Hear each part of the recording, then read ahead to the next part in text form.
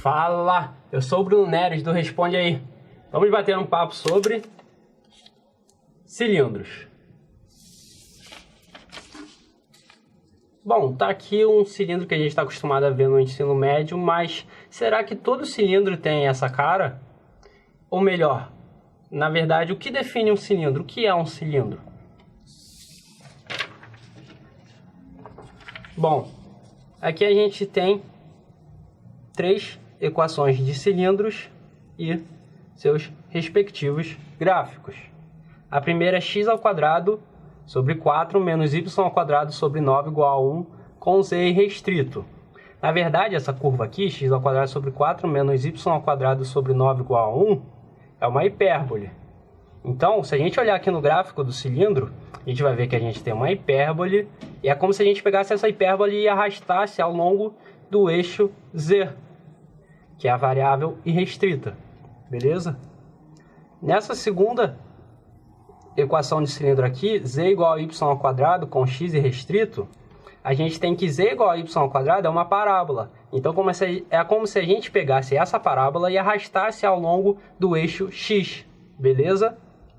Bom, e esse último cilindro aqui, que é mais parecido com o que a gente está acostumado a ver, tem a equação x² mais e ao quadrado igual a 1, que é uma circunferência com raio 1 e centro 0, 0, com y irrestrito. Então é como se a gente pegasse essa circunferência e arrastasse ao longo do eixo y, beleza? Bom, então quais são as características dos cilindros? Primeira característica, todos eles possuem uma variável irrestrita ou uma variável livre, tranquilo? Nessa primeira equação aqui a gente vê que a variável livre é o z, beleza? Mas como é que eu identifico a variável livre? Porque nem sempre vai vir escrito que, por exemplo, z é irrestrito. Bom, se a gente olhar para essa equação aqui, ela envolve apenas duas variáveis. Ou seja, a variável z, não está restrita a essa equação. Então a gente diz que o z é irrestrito, beleza? Nesse segundo exemplo, essa equação envolve apenas z e y. Ou seja, a variável x não está restrita a essa equação. Já nesse terceiro exemplo, a variável que não está restrita a essa equação é a variável y. Na verdade, isso é o que define um cilindro. O cilindro é uma superfície em que uma de suas variáveis é livre. Bom, a segunda característica que a gente vai notar é o seguinte: olhando para essas equações, aqui, x² sobre 4 menos y² sobre 9 igual a 1. Essa curva, que é uma hipérbole, não é fechada, beleza? Vamos ver essa curva aqui também. Z igual a y². É uma parábola. Essa curva também não é fechada. E essa curva aqui, x² mais e² igual a 1, é uma circunferência. E ela é uma curva fechada. Então, os cilindros não precisam ter essa curva fechada, beleza? Elas podem ser abertas, como nesses dois primeiros casos. Tranquilo? E a terceira coisa é que a gente fala de casca cilíndrica. Se a gente olhar para o gráfico aqui, quando a gente fala de cilindro, a gente fala somente da casca. Ele não é maciço, ele é oco, beleza? Então, é só essa superfície aqui, não contém o seu interior. Tranquilo?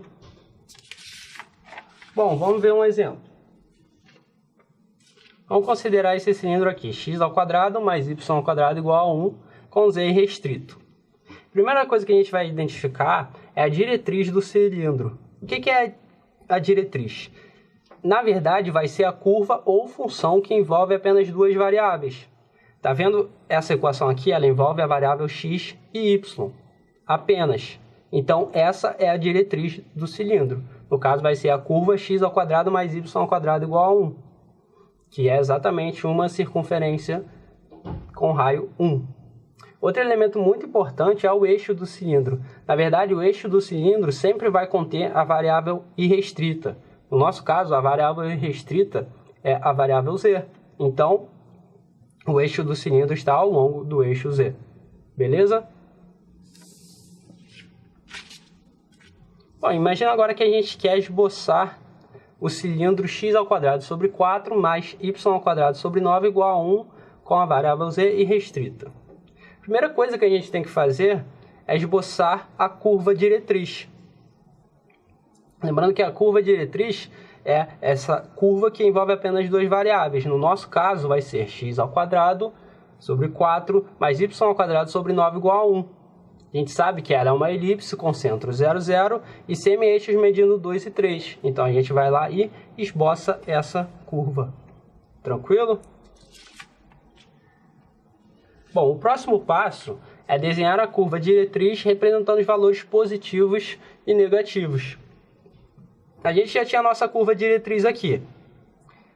Então, a gente faz o quê? A gente joga ela um pouco mais para cima no eixo Z para representar os valores positivos, porque Z é o eixo do nosso cilindro, e joga ela um pouco mais para baixo para representar os valores negativos. Beleza?